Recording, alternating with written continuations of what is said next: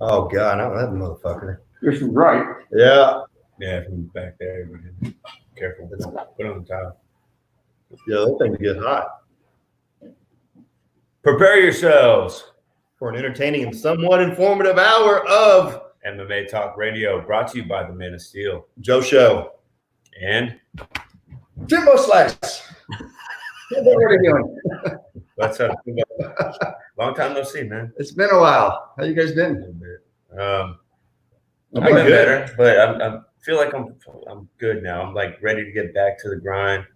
I moved back to Dallas, moved all my shit back. And Oh yeah.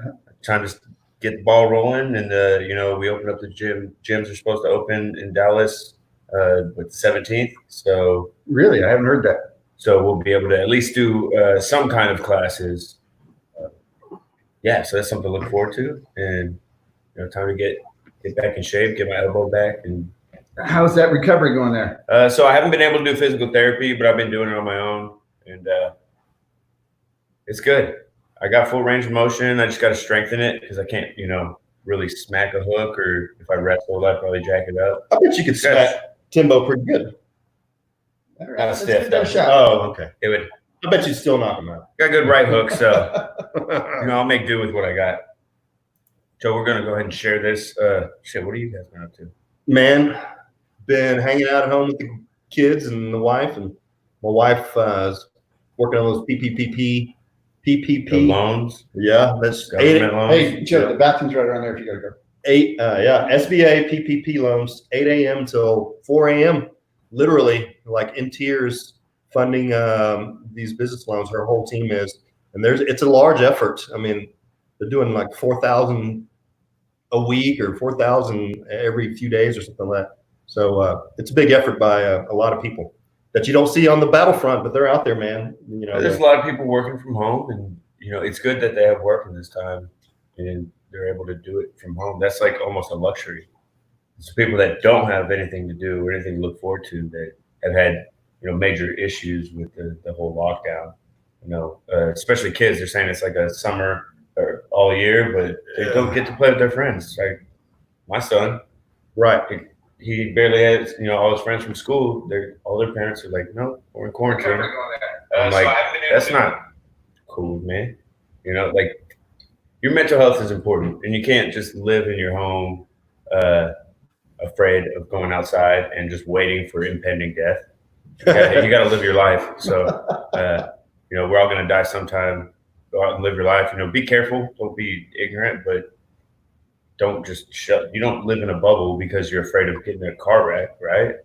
You drive your car and you go somewhere. If you're It's a matter of being smart. just don't be an idiot, don't be dirty, wash your hands.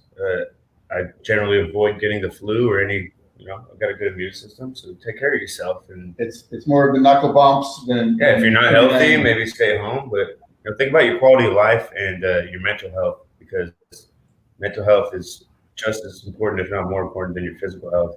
If you start losing your mind, or you get depressed, then you can run into some issues. I heard, I just shared the story on my Facebook. So a father sounds like really young, hung himself in the quarantine, got the coronavirus because of the quarantine. There's going to be a lot more fallout or deaths due to the coronavirus, but not from having the virus. Not from virus. From Right. they call this COVID-19 deaths, but not coronavirus deaths. Yeah. Because people are going to get to the point where they don't have any money. Their job hasn't opened back up. They can't afford their bills. They're going to get depressed, and you have no idea what's going to happen with all that. Yeah, I wonder if the suicide rate has gone up. I'm sure it has. And what I've noticed is you got to just focus on, what is important to you and your own health.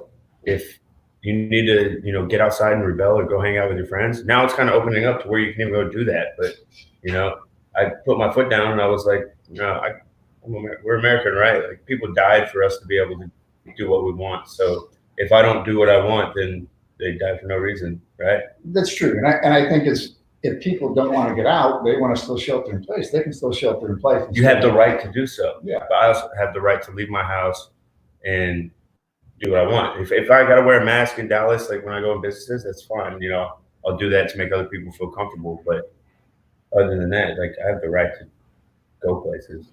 So you've been wearing a mask when you're out in Dallas? Dallas, they have a lot of different businesses where you're required to wear a mask, and all the people saying that if you're not covering your nose, it's meaningless, or wearing cloth over your mouth.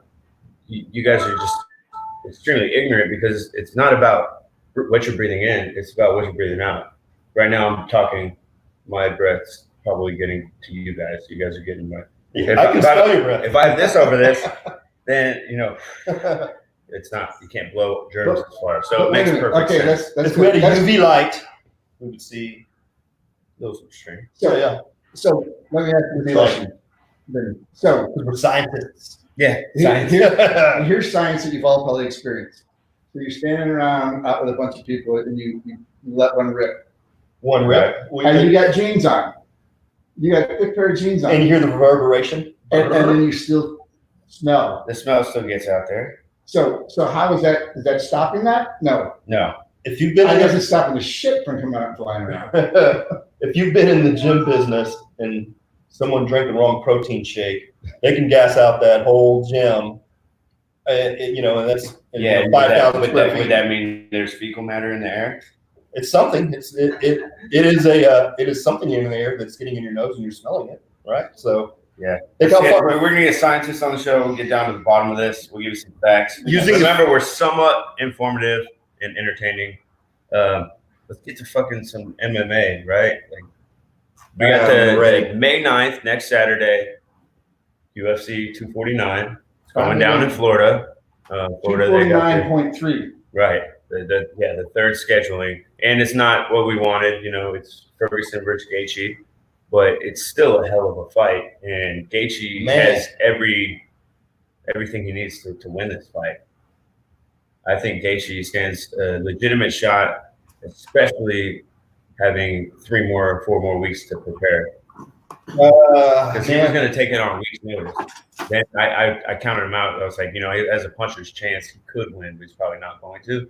But now that he's got a full another 3 weeks under his belt, Gaethje has he's going to win this fight. Yeah, because he knocked out Edson Barbosa. He comes forward and he bangs, but so does Tony Ferguson. That's what makes it such an exciting. Edson Barbosa is one of the top strikers who ever hit the UFC. It's all about how you fight. Actually, I just watched Ferguson Barbosa fight just a little while ago. Right. From a few years back. Wow. Ferguson won how? It was a Darce choke. A Darce choke. So he beat him up, choked him. But it was a bloody match for both of them. Yeah. Oh, that's what you can expect. Without a doubt, it will be a bloody fight. And likely someone's getting finished. It's a 5-round fight. I don't see Gaethje going 5 rounds right now. It takes a long time to get ready for a 5-round fight. I don't care who you are. You got to be in incredible shape and then some. So what about Ferguson? Was it last weekend? Yeah, Ferguson's been going like an animal for 6 months training for Khabib. Yes, but he's ready for 5 rounds. But he's probably almost been doing. He could be doing too much depending on how he's doing it. But then he went ahead and he cut weight. So he cut down to the what he 45. did by cutting weight. 55. 55. By cutting weight, he showed how mentally prepared he is and how driven he is, how focused he is on that goal of becoming the undisputed champ. Because he was the interim champ, blew out his knee, ended up not being the champ anymore. So he still sees himself as the champ. He needs to go out there, prove it, and he's hungry. Him making weight makes him more hungry. How does that affect you? Not just in the way. I've never done that. It's not healthy for your body, especially to do close back to back. But Ferguson's not that big of a guy. And he doesn't put on that much weight in between. I think he was cutting 8 to 10 pounds from Thursday to Friday. Exactly. Like, how's he going to do that? It was the fact that he was showing he was in such peak shape. Now he would have to. Was it an official weigh-in? And then No. go on. No, it wasn't. Could have been a rig scale. He could have stepped on the scale, been holding. It could have been a He could rig have been scale. holding onto the towel rack. He was while stepping 180 on the pounds. scale. But Here comes the conspiracy theorist. It's a mental game that he's playing, showing how psycho and how ready he is. Whether or not he actually made weight, I believe he did. But I think he did to prove to himself that he's ready. Because that's what tells you you're ready to fight. Like in my mind, you're like, mate, you're close to weight. You're in the best shape of your life, and the weight cut's easy. So how do you They're think? in amazing shape. So how do you see it playing out? How is Gaethje gonna be? It's gonna be second, third round when they've been banging. Gaethje's probably gonna be cut up, bloody. Maybe have already rocked him once or twice, and then he's gonna be loopy, and then catch him with a shot because that's how he gets rocked. He's rocking stock and roll type fighter. He gets rocked and he comes back with hard shots. So I see him getting, going through an absolute war. But in the third, he knows he's not going to be able to keep a good pace for 5 rounds. He might get finished later on. So I think second and third round, he goes for broke. And when he does it, he's so very vulnerable. I've seen him a lot of times just extremely rocked. No, Gaethje. I've seen him rocked and hands down, but he's still throwing to kill, right? So that's dangerous at all times. And I think towards the end of the third round, he's going to go for broke.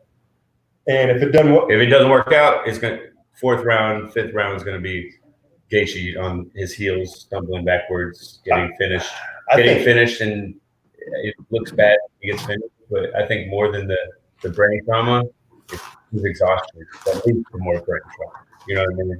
He's so exhausted, can't defend yourself. Boom, boom. You're stumbling already because you're exhausted, and then now you're taking major damage. That's how I've seen him finish in the past. And the small shots at that point, when they're stumbling, tired. They make it look. Yeah, it's amplified. Well, I mean, what you see from a fan's point of view is the guy stumbling around. In his mind, it's like, oh fuck, I'm tired. He might not be rocked, right? But you think he's rocked. He might be rocked, but he doesn't know he's rocked. That's true. Usually I know when I'm rocked, but I also know when it looks bad and it's not bad. Does that make sense? Mm-hmm. Like if I get hit and it's like, whoa, or I just stumbled, maybe it's because my feet weren't underneath me. Maybe I was out of position and I had to catch myself. It looks like, I'm rocked, but we'll get in your position. Equilibrium knocked around, recovers very fast. It doesn't mean you're about to get knocked out. It just means your ears got hit and you're out of balance, right? But it's when you're yeah, even without that. But if you're stumbling like that and you get jumped on and you get pounded more times, that's when guys pull the trigger and they go into kill mode and they land like 3 or 4 really quick shots and the ref's scared for your safety. He stops the fight. Yep. I'm thinking Gaethje. I'm going to go with Ferguson. I'm going with Ferguson, man. I like Ferguson, and I, think he has the best shot at beating Khabib. But in this fight, with everything considered, I think it's Gaethje's fight. I think Ferguson comes in and picks him apart. Because, are you going to knock out Tony Ferguson? I don't know, man. I can't see it happening. I can't see Gaethje knocking out Tony Ferguson. I can see it happening. You think so? Yeah. I can see. Shout out to our listeners. Nikki Benavides, since she opened up the thing. And there was motherfucker. We heard. So it's gonna be a good show. Was that out of my mouth or What's up, Jordan? Probably maybe mine. Hey, Jordan, Ron. Seth. We said this at the beginning of the show. We're no longer abiding by the quarantine rules. Putting our foot down. That's right.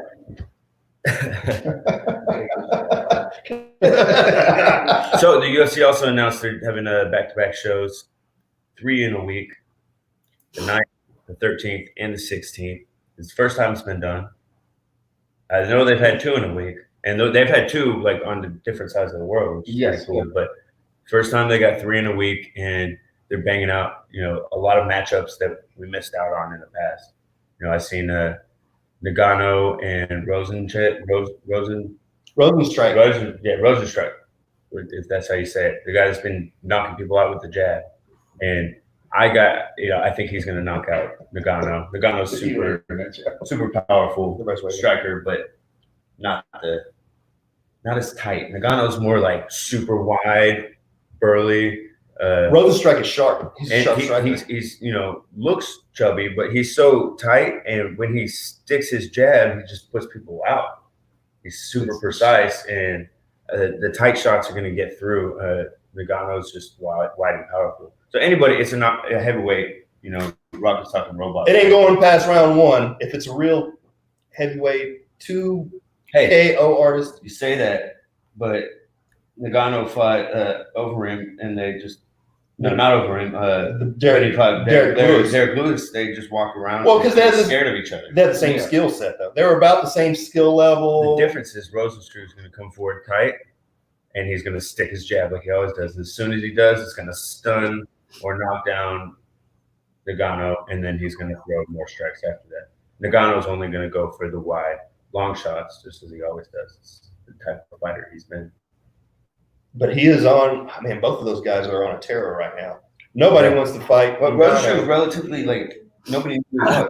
Didn't know who he was, and then next thing I know, now he's on a 3-fight win streak with all first round knockouts in the UFC. Now it's time for a big neck. Yep. I think that's going to be a badass fight. And Uriah Hall is fighting on the 9th as well. Like, this card is actually super stacked. We got some really great matchups. Even though you don't get the Khabib fight, the one we've all been waiting for, we still have amazing matchups on the card. Which another reason I think Gaethje's going to win is because I don't think the Ferguson Khabib fight is ever going to happen.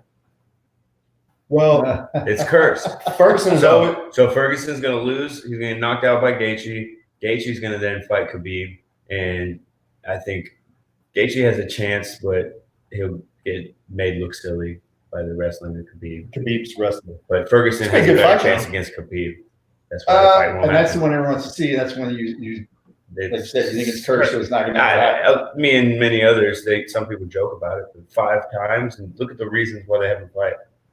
Tripping, that's like me, tripping right here and tearing my ACL 2 weeks out from the fight. At a media production. Maybe. This Tony Ferguson's the fucking ninja. He doesn't trip over wires and break his fucking ankle. I'm sorry. Timbo may, but he might be a ninja, but sometimes you can't control your body. Yeah, he could. Especially when you're cutting weight and all that. You get lightheaded. Yeah, could be. When I stand up when I'm cutting weight, I might get lightheaded and be like, hold up, give me a second. You stand up every day occurrence. That's for you. That's the TBI. With me, it's usually a lack of calories. Right. It's a sodium deficiency, electrolyte imbalance type thing. It's usually happens the week of cutting weight. Yep. Ryan Spann is also fighting on the 9th. So some Fortis. Yeah, Uriah Hall against Jacare. Dude, anybody that's been in BJJ should know who Jacare Souza is. He's been around for a while. And then Uriah Hall, stand-up knockout artist. There's kind of no question how the fight's gonna, who's trying to do what. Yep. Obviously, Jacare is going to try to go for the takedown immediately. Yeah. And Uriah's going to avoid that and try to knock him out. I'm not sharing any secrets. This is, on paper how the matchup goes. Yeah. Which makes it really interesting when you're watching from an outsider point of view, because who's trying to do, what each guy's trying to do. So you get to look at who's able to implement their will in the fight. It's easier said than done. The striker versus grappler. Yeah, and can the stand-up guy throw strikes while trying to avoid getting taken down, or is he just going to run away the whole time? This is a super fight. Ground guy throw strikes to set up and takedowns, or is he just going to do? It's a super fight. I mean, Uriah Hall. Is that Mark's mic? Yeah, I'm going to tell him to turn off his mic. Hey, what are you eating, Mark? Hey, that's a super fight. Uriah Hall and Jacare. That's a super fight. It is. It could be a main event on many other cards, but this is. But how many fights on this card even could be main events? I mean, you got Pettis and Cowboy Cerrone. What? That's a main event. And even back to Cejudo and Cruz. And I bet all the paydays are good. Oh shoot! Dominic Cruz making his return. Yes. Fighting for the belt. So that's an incredible fight right there. What if Cruz? We're gonna get into that one, and then we got Ryan Spann fighting smiling Sam Alvey. Oh, it's an amazing matchup for Ryan Spann. But Sam Alvey's dangerous. He's knocked people out. I just think he's fighting way too heavy. He's fighting at 205. The guy's 170 here. So Sam Alvey? Yeah, I think he used to fight at 185 and then went up to 205. He's going to be slow and fun to watch. Well, he can not have to suffer all that. Ryan Spann needs in shape and all that to fight. Spann needs to make a statement in this fight and come out and finish him round one. That's what I want to see from. That's what Ryan Superman needs to do. He hasn't lost in the UFC. You know, he lost on the Contender, came back, won on the Contender, then got signed, and he's been in the UFC a while. He's beaten what's the name? He's beat a lot of dudes. No, the legend. No, Garrett. He beat Alvin's Little on- Nog, Oh man. but and he knocked him out. And Alvin's then on a three fight losing streak. Yeah, Alvy's I think probably on his last fight of his contract. And I love Sam Alvey, but He's fun to watch. he's entertaining. Great He's smile. a great fighter as well. But I think he's having the time of his life every time he's out there. he's loving what he's smiles doing. as soon as he gets But snapped. he's fighting too heavy, so he's not giving himself his best chance to succeed. In my opinion, other people might feel differently, but that's just how I feel about what he's done since he got to the UFC. Is kind of enjoy himself and let himself go in a way. I'm enjoying myself every step of the way in the UFC, but I'm still going to keep fighting at featherweight. Like I'm not going to go up to maybe at the end of my career, Dude, but yeah. if I were to go up to lightweight right now, that would be a huge mistake in showing that I'm comfortable. Like I can make lightweight tomorrow. Yeah. It shouldn't be like I gotta bust my ass to get in fight shape. Yeah, and got the size. I mean, who's the big tall guy that you fought? It's like 6'4". Oh yeah, he's a 55er.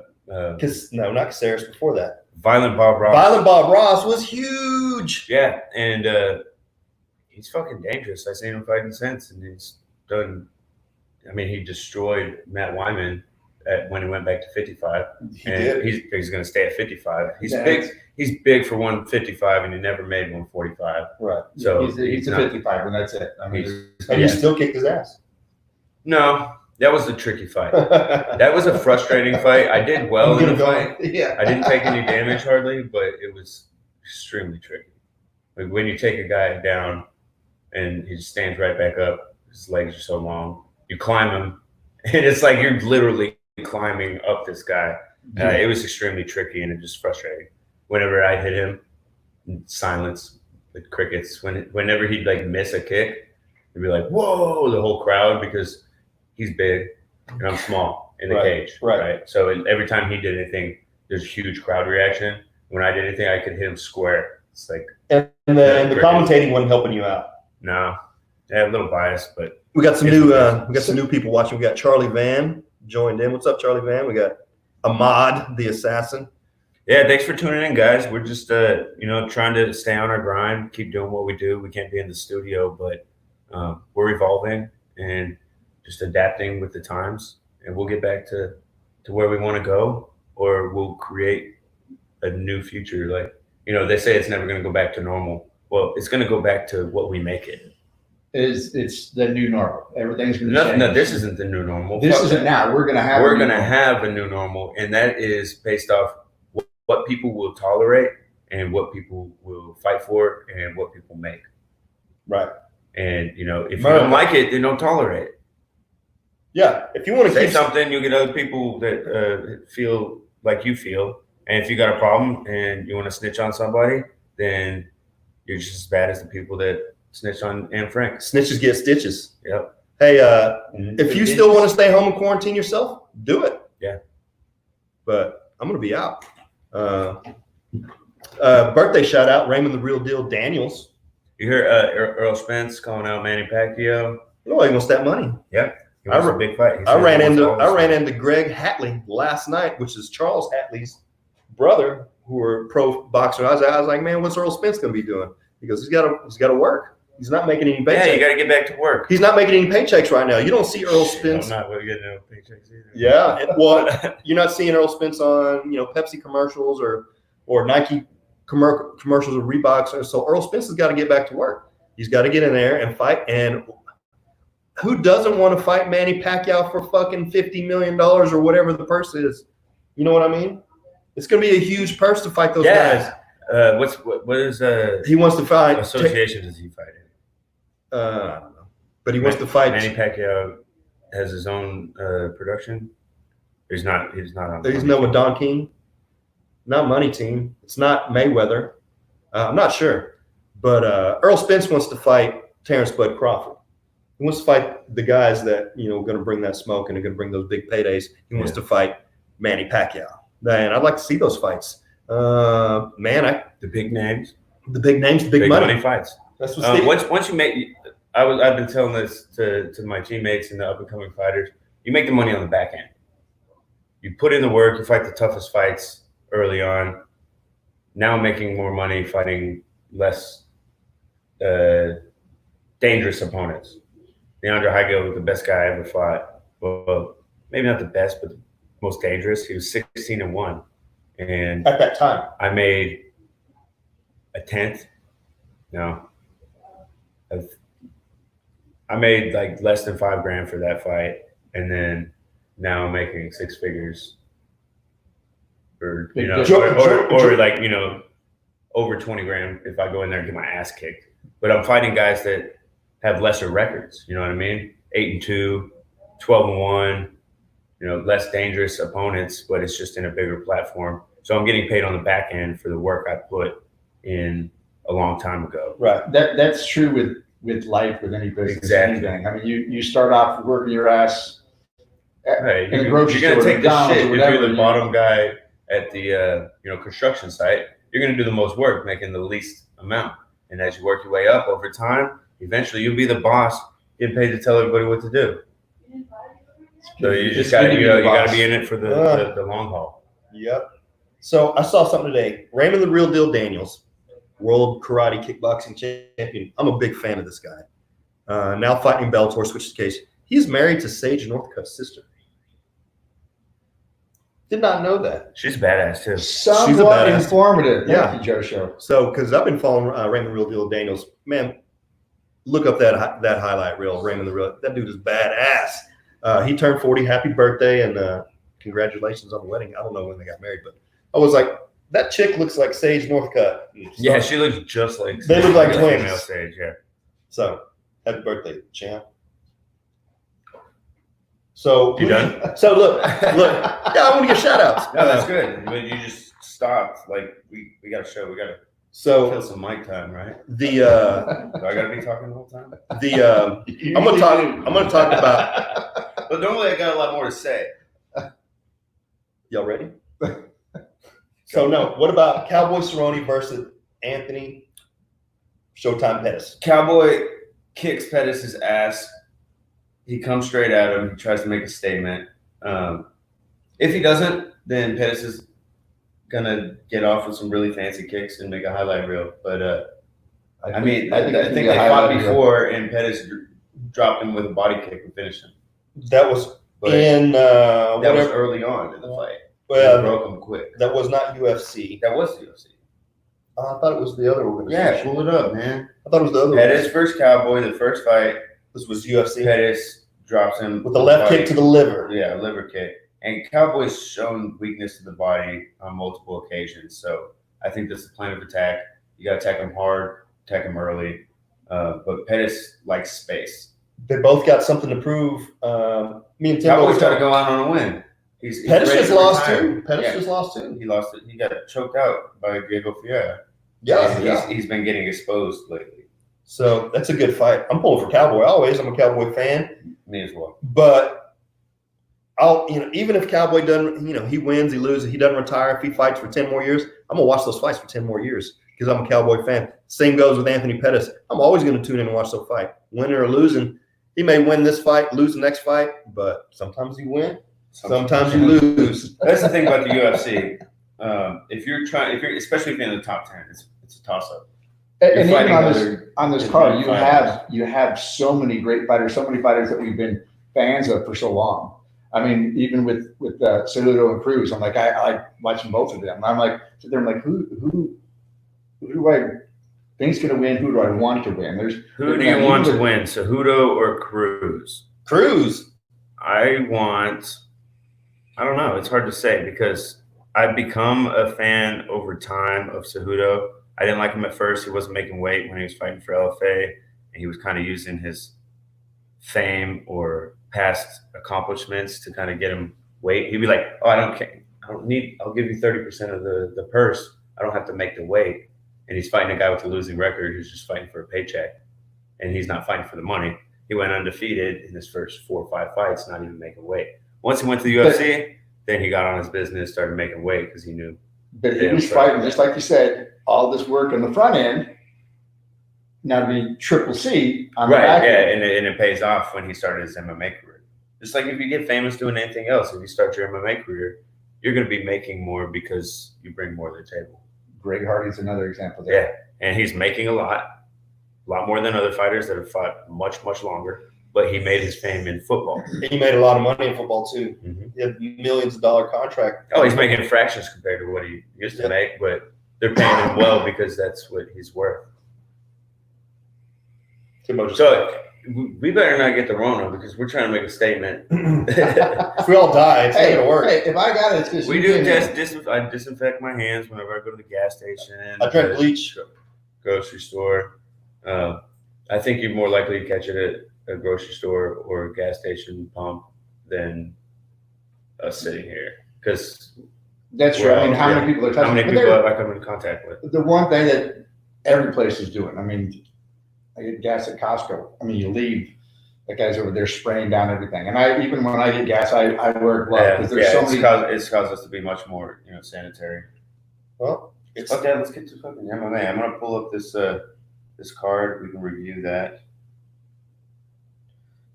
What else? Which card? Are you I think it's gonna be. I'm still thinking about Cowboy Cerrone and Pettis. I still think it's gonna be a tough fight. Both of them come off losses. Both of them are coming off losses. It's going to show who's hungry. And Cowboy got beat by. I think Cowboy's ready to make a statement before he retires. He knows he's getting old. He knows he doesn't have much time. I don't think he's going to retire. I think he is going to retire. At some point, he's going to retire. Dana's going to get tired of watching him get his ass kicked and say, "All right, enough." Well, go out while you're ahead. Yeah. What if he? Don't pull BJ Penn. BJ Penn has nothing to live for right now. He's depressed. He's public about it. Well, he fought. He didn't make a lot of money. I wish I could, find something other than a fight at a bar. Well, he's looking for something else to do with this. And those guys got fractions of what you guys get these days. Even when BJ Penn he was making more. He was making more for sure because his disclosed amount and his record is. It's gotten bad. Much worse. Like, even when I looked at it 5 years ago, I have record-wise a better record, but he was one of the first. And looking at that, he made his fame. He's at the top. So then you got to take that fame.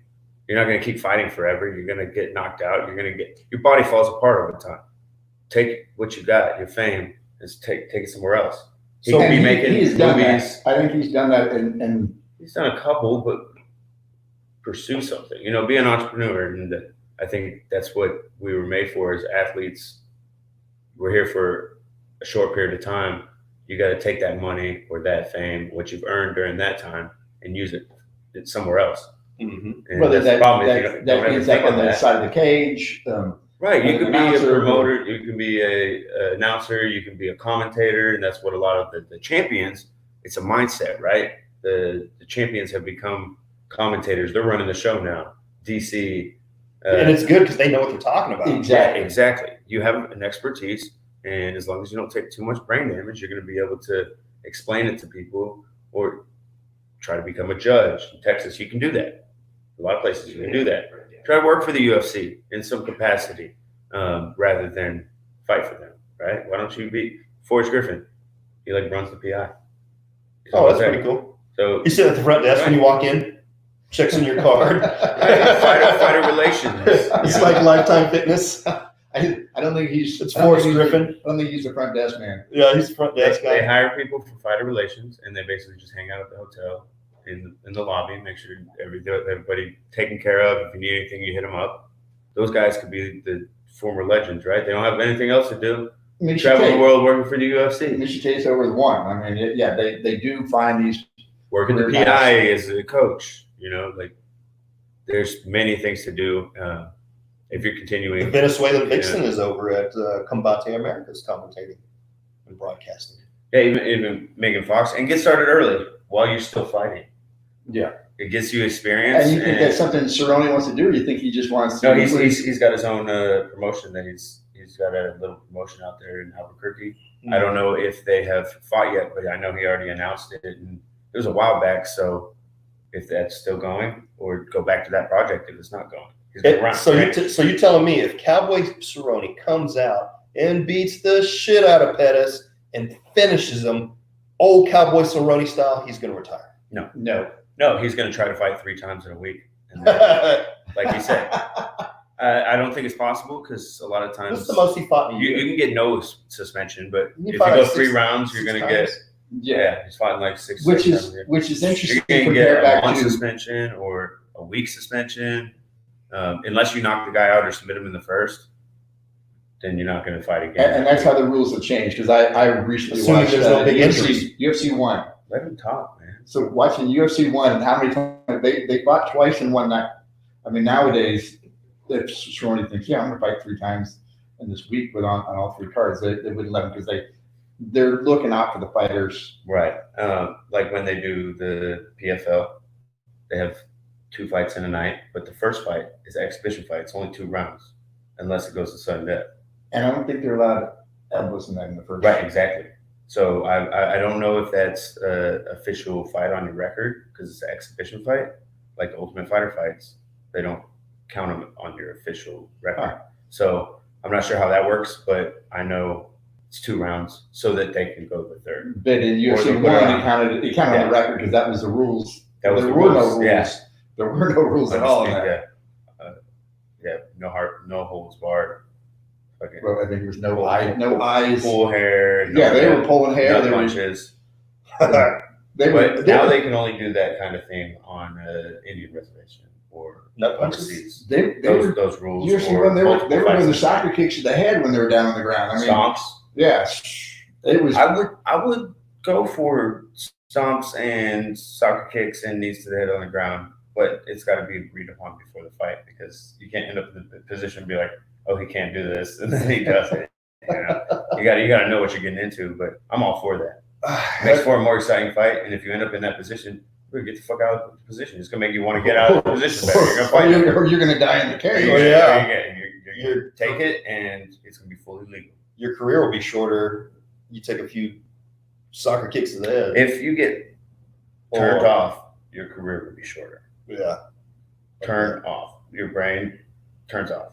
You see guys get concussive blows when they get punched in the head. You're talking like it's TBI, huh? Like James. Oh yeah. I mean, if you're out unconscious from a blow, you have some traumatic brain injury, and you probably shouldn't fight for a good 6 months. And if I were to ever be put out, I mean, I would say at least 6 months because my brain's the most important thing. That's what's gotten me to where I'm at. If I get turned off and then I jump right back into a fight a month, 2 months, 3 months later, and they get turned off again, now 1, my career's over or in the shitter, and 2, my brain's never going to work again.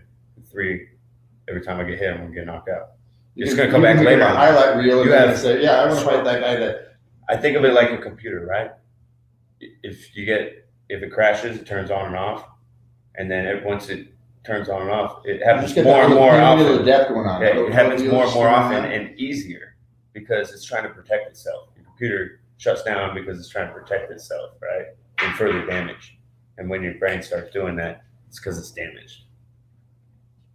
And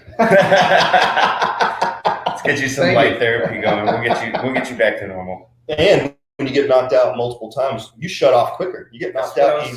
Yeah, you get up. It's much easier once you have already damaged. Right. But if you were to give it, say, 6 months, a year, 2 years to actually recover, then you might not turn off so much easier again because your brain's healed, or as much as it can be. It takes a while. In NASCAR, when they say cautions breed caution, you have one caution gets another. So when you have a concussion, it leads to another. It leads to another, and it doesn't need to be as severe of a blow or injury. It just can be a light one, and it takes you right back to push you back down the hill. I agree. You said NASCAR. Is that what you said? I said NASCAR. NASCAR caution breeds caution. Well, Dale Earnhart Jr., that's why he retired, because he had Concussion. 9 to 13 concussions that he knew about. Yeah, he was, and he retired fairly young. Yeah, that's a lot of concussions. Like, I have like 1 or 2 that I know about. And every time you get in the head, it's concussion, but like actually to where it's like cloudy. when I got kneed in the head and when I was on the ground by Doug, I was like out of it. I was punch drunk. Didn't remember a lot. I would talk about the same thing and what we were talking about, and then talk about the same thing again. They'd be like, "Oh yeah, yeah, you got it." So of course I drank a beer and then did an interview, and then you watch back on the interview. It's like, "Oh, this guy's fucked up." Well, you kind of were. Yeah, and that was one that I totally agree with. I had a concussion, and then another time where I don't think I had a concussion, but I had some headaches. Mm-hmm. When I fought Leandro Higo, my brain was swelling the next week. You see my face?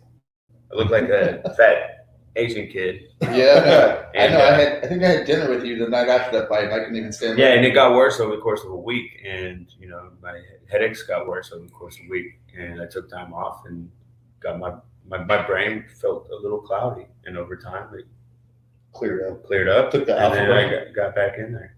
Yeah, it took a lot of MCT oil and brain supplements. You got to take care of your brain. If you're doing damage to your brain, you got to be doing maintenance. Just like anything else. Anything else? Yep. Got to change your oil. So Cejudo and Cruz is a great matchup. I like the way it looks on paper. Obviously, Cejudo's going to try and take him down, but have you ever seen Dominic Cruz taken down in control? Dominic Cruz? No, he scrambles back up. He's got really good wrestling, really good footwork. He sticks and moves. He keeps his hands low, but since he moves so much, he gets away with it. But how is he going to come back after the injuries? Injury, multiple. Knees. He's got plantar fasciitis. He had a double or triple knee construction. He had a double, and then he came back, and then he got hurt again. The cadaver or something. I don't know if it's both. Well, the first time it was a double because it rejected. Right. And then he had to get another one. And then he came back, fought, and then got hurt in training after he fought. Mm-hmm. He's just been on and off his whole career. And I think it's good for him to take a short notice fight because when you're out of camp, you get in shape, but you don't take all that damage. Like, I feel like I'm in fair shape. I'm not in good shape, but, if I were to take a fight on 2 weeks' notice, I can get my cardio up, and I know I can't take damage in camp. If I take a fight in 2 months' notice, right now I'm going through hell of rounds, right? And those cause damage, and that's where somebody with a susceptible, especially the way he moves with his footwork. Which is not going to be the same as 10 years ago because of the damage. Not at all. But he still uses that really well, and he pushes through the pain. And if I were to fight him, I would try to bait him with the hands into a leg kick and try to take his legs out. I don't see why nobody's done that, but that would be the game plan in my opinion. Slow him down. He's got weak ankles, weak knees, low calf kicks. Yeah, chase him. Don't chase him, but throw the strikes, whichever way he circles, throw that kick, and that would be the corralling. But they usually end up chasing him and he'd make him look good. I'm not saying I wouldn't do the same because I've chased guys, but as analyzing the fight, this is how I think Henry Cejudo should fight and how I think he'll win the fight. What weight was that? 125. No, 135 for the title. Yep. Yeah, I don't see Dominic. I want Dom to come back and win, but it's too much damage. Yeah. And you said it was short notice. Yep. So short notice. He's been itching for a fight. Dan Hardy and DeCastro. DeCastro came up off the Contender Series. Dan Hardy. I mean, Greg Hardy. Greg Hardy. Oh. And DeCastro came off the Contender Series. He won his fight by leg kicks. Ooh. So I think he's going to rip the hell out of Hardy's legs and make him question. But he was throwing those leg kicks without setting him up too well. So Hardy might catch him with a heavy shot. Well, he was. If you throw a single leg kick, bam, I'll eat a leg kick to throw a straight right hand. That's how a lot of guys get knocked out, just throwing a kick.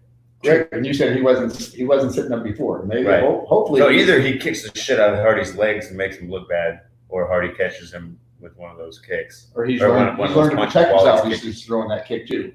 Eat the kick and punch. It's all timing with that, or you got to check the kick. But if you check the kick, you're on the defensive. If Greg Hardy starts getting beat up in the boxing and the leg kicks, he's going to go back to his nature, which is tackling the shit out of people. Because that's what he's known for. He's going to go that in NFL. He's going to go NFL brain and Wow. That's the first smart thing I've ever heard you hear say. First thing. As far as analyzing a fight. I did not think of that. He's got a hell of a double leg because he's in that tackling mindset. And being a kicker, a leg kicker, he could definitely run through somebody trying to kick his legs. I see. Times it right. Yeah, he's gonna catch that leg and Right. put him on the So back. maybe fake the leg kick. Throw the knee. And how you gonna? I don't think you get Greg Hardy off you once he's on top of you. We've all met him. The guy is giant. Yeah, it's the type of guy you don't want to lay it on top of you. I Anytime you find somebody that's big, you don't want to let it on top of you. No, and I don't know what the other guy looks like, but yeah, we'll see what happens. He's taller. He's 6-0. Hardy's 5-2, but you look at the level of competition he's been fighting at. And the disqualification points and doesn't matter. Yeah. And The disqualification, and then he lost to, I think it was Alexander. No, not Volkanov, right? It was the heavyweight Russian dude. he lost to Volkanov. We also got Olenek and Verdum on this card. Olenek's the one that's been winning by the baseball bat choke, right? Oh no, he's what's it called? It's a Montaleo from Mount. From him on Mount? Yeah. I've never seen that. Demonstrate. Do it on Timbo. Listen, wait a minute. Storm. Hey. I don't Come know. let your brother choke you. Sorry, I'm drawing a jiu-jitsu move name fart because Mount. it's Lion been Mount. so long since I've actually watched any UFC or trained, but I know the move. I'm gonna look it up. Please hold. Please hold. And who did that move? Olenek, the big Russian dude. He's actually a really cool dude. I met him when I fought Pettis or Cerrone. Who'd you fight? Dang, I got stuck. Alex Caceres. Oh, I haven't fought Pettis or Cerrone yet. You did last night. You did last night when you were sleeping in these dreams. You're fighting, huh? oh man. It's a Ezekiel choke. Ezekiel. It's basically a Montaleo from the mount, and you drive your fist into one side of their neck, carotid artery, and then your bicep is closing the other one.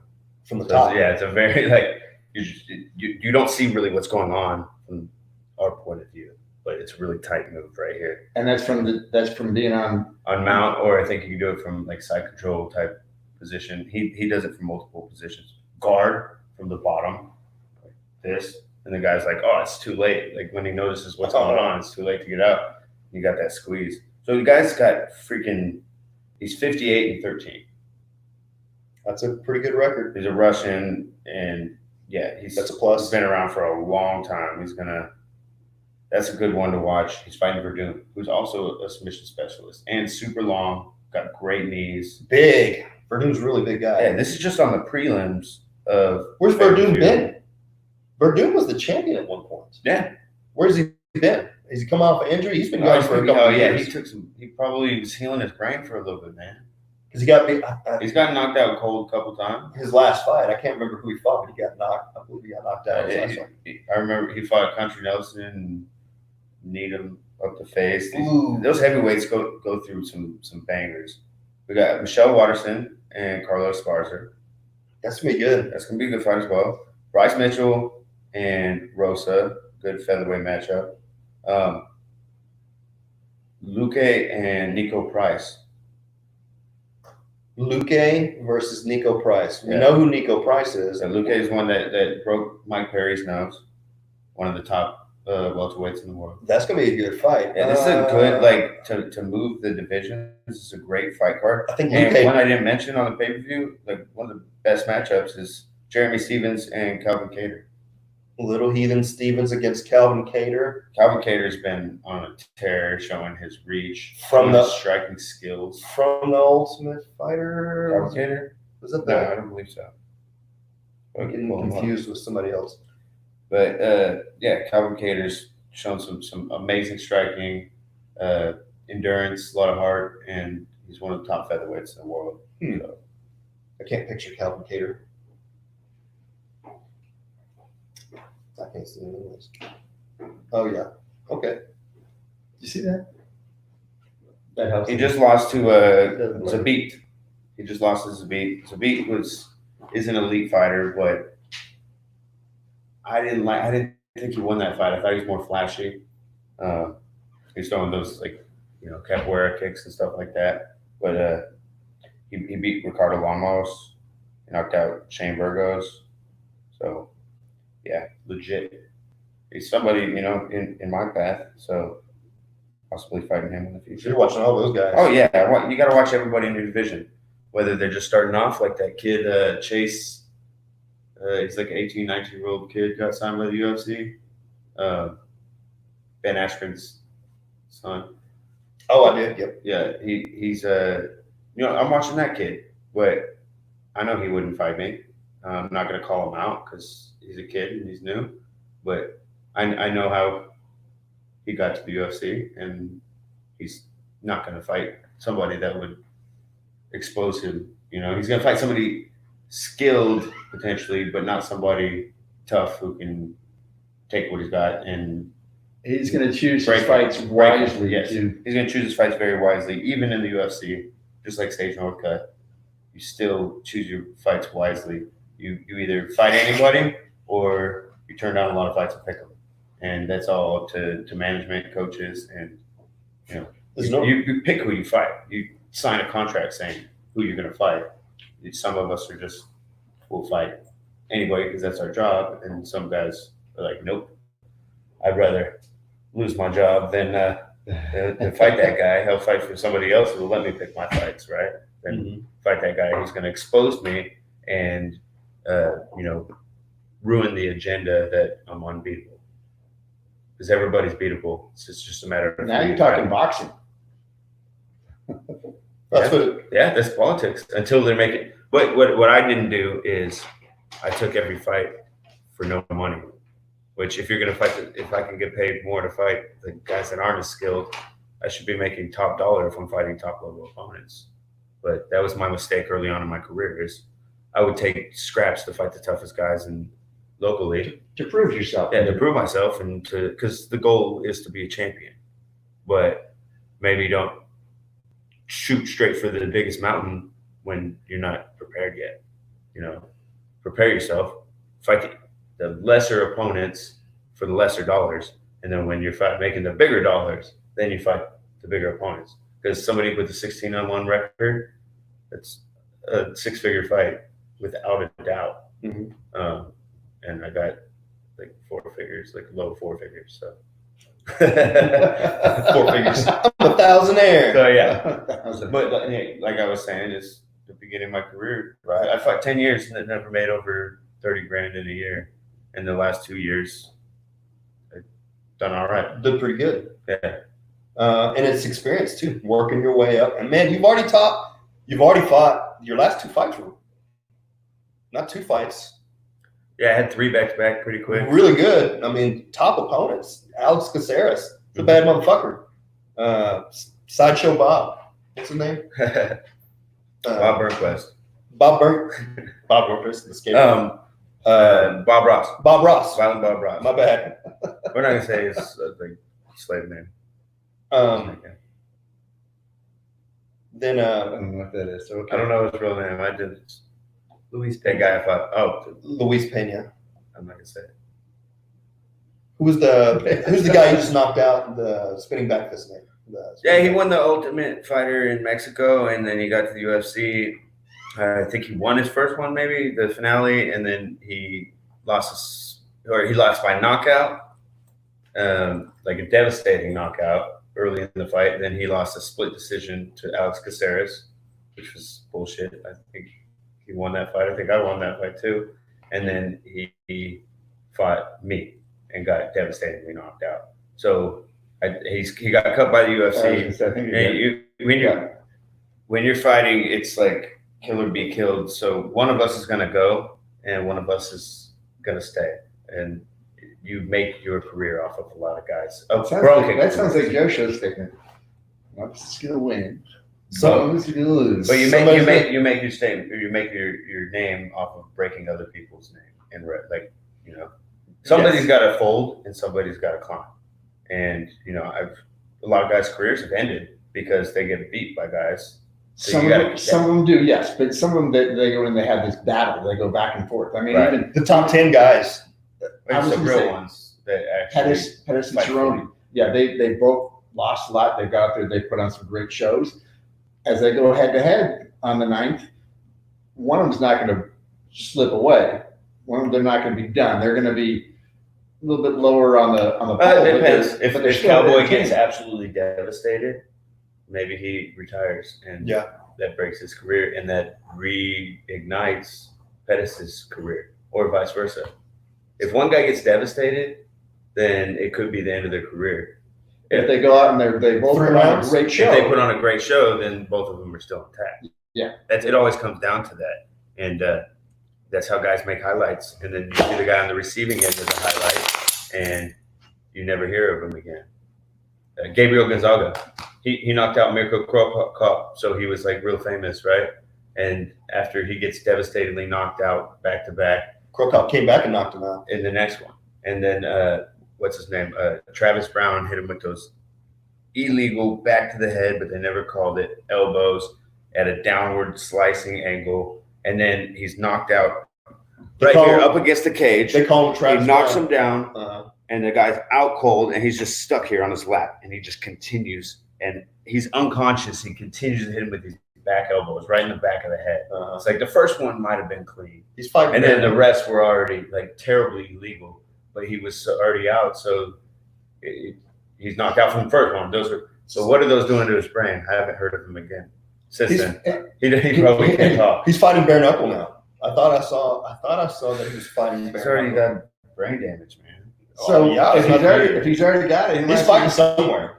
Might as well keep going. Yeah, that's a bad decision. Well, you don't make better decisions when you get brain damage. That's usually why you hopefully you have a coach or a manager, somebody on watching your out team for it. that can really give you that information. So, hey, People around you to tell you that you need to hang it up. I'm sure that'd be a hard thing to hear, but and I know I'm not there. I'll never ever get there because I'm never going to take brain damage.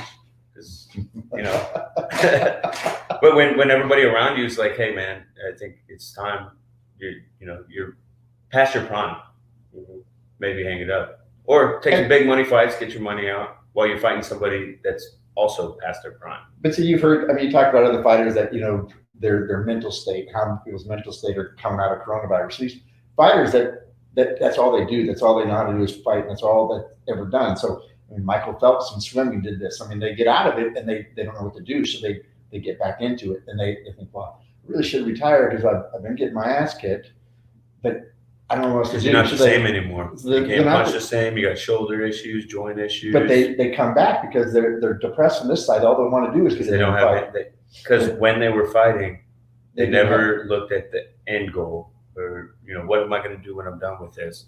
It was, this is what I'm doing now. I'll figure that out when I get there. You got to at least lay some groundwork or do some thought to what you're going to be. Right now, during the corona, I can't go train. I'm working on other things, right? You got to make money somehow. Don't depend on one thing to make all the money for the rest of your life. It's 3 streams of income. 5? Damn. I need 2 more jobs. See, but the other job, it's really easy to have right now because they want you to wear gloves, they want you to wear a face mask. So you wear this, you can go anywhere and rob a bank, and there's a guy with these gloves on and this mask on. They won't even answer in Dallas unless it's a 7-Eleven. It's not a good place to be. Crimes went down. Pollution's went down. Crime and pollution have gone down, right? Pollution has. I'm not sure about. Crime hurt a little bit with crime. Small crime, maybe. Well, we've been on an hour, so I'm kind of tired of talking to you guys. I'm gonna go to Oklahoma and get some work done. I'll see you guys next Friday at noon. We're going back to the regular schedule. We'll be on every Friday at noon. And next Saturday we got the UFC pay-per-view. We'll be looking forward to it. We should go live for that as well. Ooh, that'd be fun. Yeah. Do a little fight companion. We'll commentate as the fights are going on. That'd be fine. That'd be fun. Joe Rogan does it all the time. So you just you watch the fights on your own, and we'll just have And you turn out the regular commentators and you just listen to. You don't have to listen to us. You can listen to us later just to see what we have to say about what was my opinion or if I called something. Normally, like right before a knockout, I'll be like, look, this is about to happen. Boom, and it happens. It's great. So we'll make our predictions next week. Yep. See you next week, and thanks for tuning in. That's good. We had a lot.